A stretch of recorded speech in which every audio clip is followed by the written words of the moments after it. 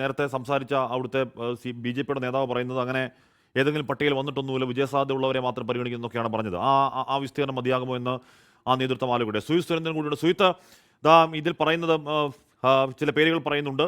തൃക്കണ്ണാപുരം വാർഡിലെ BJP area പ്രസിഡന്റായിട്ടുള്ള Alappuram കുട്ടൻ എന്നറിയപ്പെടുന്ന ഉദയകുമാർ, നിയോജക മണ്ഡലം കമ്മിറ്റി മെമ്പർ കൃഷ്ണകുമാർ, RSSന്റെ നഗർ കാര്യവാഹ് രാജേഷ് എന്നിവർ ഒരു മണ്ണ് മാഫിയാണ്. അവരുടെ നിയമവിരുദ്ധമായ പ്രവർത്തനങ്ങൾക്ക് അധികാരത്തിൻ്റെ ആൾ വേണം. അതിനുവേണ്ടിയാണ് മണ്ണ് മാഫിയക്കാരനായ വിനോദ് കുമാറിനെ BJP സ്ഥാനാർത്ഥിയാക്കി തുടങ്ങിയ ഗുരുതരമായ ആരോപണങ്ങൾ ഉൾക്കൊള്ളുന്ന ഇപ്പോൾ ഒരു മനുഷ്യൻ്റെ അവസാന സന്ദേശം എന്ന് പറയുന്നത് അയാളുടെ മരണസാക്ഷ്യമാണ്, അയാളുടെ സത്യസാക്ഷ്യമാണ് എന്നാണല്ലോ പൊതുവെയുള്ള വെപ്പ്.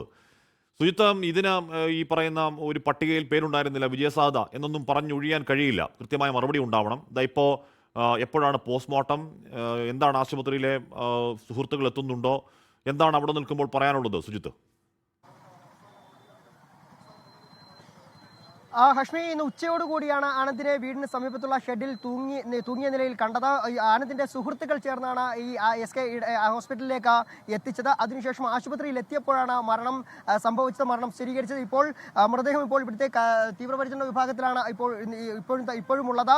ഇവിടെ നിന്നും അല്പസമയത്തിനകം തന്നെ ഇവിടെ നിന്നും തിരുവനന്തപുരം മെഡിക്കൽ കോളേജ് ആശുപത്രിയിലെ മോർച്ചറിയിലേക്ക് മൃതദേഹം മാറ്റും. അവിടെയാകും പോസ്റ്റ്മോർട്ടം നടക്കുക. അതിനുശേഷമാകും ബന്ധുക്കൾക്ക് മൃതദേഹം വിട്ടു നൽകുക. പക്ഷേ ഈ ആത്മഹത്യാക്കുറിപ്പിൽ കൃത്യമായി പറയുന്നുണ്ട് തന്റെ മൃതദേഹം കാണാൻ ആരെയും തന്നെ, അതായത് BJP RSS പ്രവർത്തകരെ അനുവദിക്കരുത് എന്നുള്ള തരത്തിലാണ് ആനന്ദ് തന്റെ ആത്മഹത്യാക്കുറിപ്പ് എഴുതി തയ്യാറാക്കിയിട്ടുള്ളത്.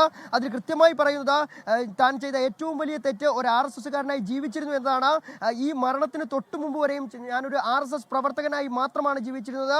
എനിക്ക് ആത്മഹത്യ ചെയ്യാനുള്ള തന്നെ ഈ അവസ്ഥയിലേക്ക് കൊണ്ട് എത്തിച്ചതും അതുതന്നെയാണ് എന്നും പറയുന്നു. ഇനി ഒരാൾക്കും ഇത്തരത്തിലൊരു അവസ്ഥ ഉണ്ടാകരുത്, ഗതി ഉണ്ടാകരുത് എന്ന ഭഗവാനോട് പ്രാർത്ഥിച്ചുകൊണ്ട് നിർത്തുന്നു എന്നാണ് ആനന്ദ് K തമ്പി തന്റെ ആത്മഹത്യാക്കുറിപ്പ് അവസാനിപ്പിക്കുന്നത്.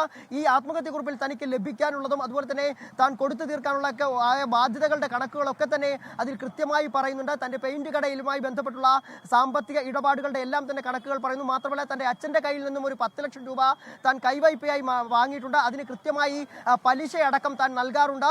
ഒപ്പം തന്നെ താൻ നൽകേണ്ട പണവും അതുപോലെ തന്നെ ഓവർ ഡ്രാഫ്റ്റ് ഉൾപ്പെടെയുള്ള പണമുണ്ട്. അതുകൊണ്ട് തന്റെ ബാധ്യതകളൊക്കെ തന്നെ തീർക്കാനുള്ള എല്ലാ ഇടപാടുകളുമുണ്ട്.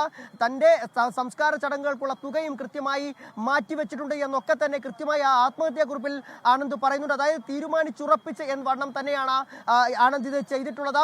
കാരണം വീട്ടിലും നാട്ടിലും താൻ കൊള്ളരുതാത്തവരല്ലെന്ന രീതിയിലേക്ക് മാറ്റപ്പെടുന്നു. തന്റെ ഭാര്യ പലപ്പോഴും തന്നെ പിന്നിൽ നിന്ന് കുത്തുന്ന രീതിയിലാണ് പെരുമാറാറുള്ളത്. താൻ സ്ഥാനാർത്ഥിയാകാൻ തുടങ്ങിയപ്പോൾ പോലും ഭാര്യ അതിന് അനുവദിച്ചില്ല. താൻ മൂകാംബികയിലേക്ക് പോയി കുറച്ച് ദിവസം സമാധാനത്തിനായി പോയി ഇരിക്കാൻ തീരുമാനിച്ചപ്പോഴും ഭാര്യ അതിന് അനുവദിച്ചില്ല എന്ന തരത്തിലും അദ്ദേഹം ആത്മഹത്യാക്കുറിപ്പിൽ പറയുന്നുണ്ട്. അതായത് താൻ നാടിനും വീടിനും കൊള്ളരുതാത്തവനാണ് എന്ന് വരുത്തി തീർക്കാനുള്ള ഒരു ശ്രമമാണ് വ്യാപകമായി നടന്നതെന്നാണ് ആനന്ദ് തന്റെ ആത്മഹത്യാക്കുറിപ്പിൽ കുറിച്ചു വെച്ചിട്ടുള്ളത്.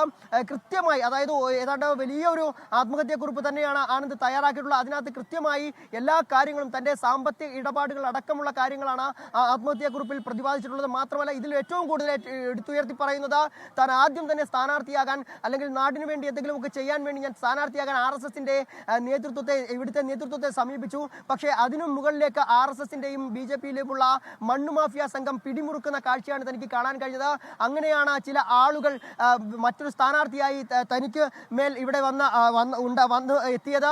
അതുതന്നെയാണ് ഏറ്റവും കൂടുതൽ തനിക്ക് വിഷമമായത് എന്ന തരത്തിൽ തന്നെയാണ് ആനന്ദ് തന്റെ ആത്മഹത്യാക്കുറിപ്പിൽ പറയുന്നത്. ഏതായാലും മണ്ണ് മാഫിയയ്ക്ക് RSSും BJPയും വഴങ്ങി എന്നതാണ് ആത്മഹത്യാക്കുറിപ്പിൽ പറയുന്നത്. ലോകത്തെവിടെയായാലും ഏത് സമയത്തും 24 വാർത്തകളും ഓഗ്മെന്റഡ് റിയാലിറ്റി പാക്കേജുകളും എക്സ്പ്ലെയിനറുകളും വിശദമായി കാണാൻ ഞങ്ങളുടെ YouTube ചാനൽ നിങ്ങൾക്ക് സബ്സ്ക്രൈബ് ചെയ്യാം.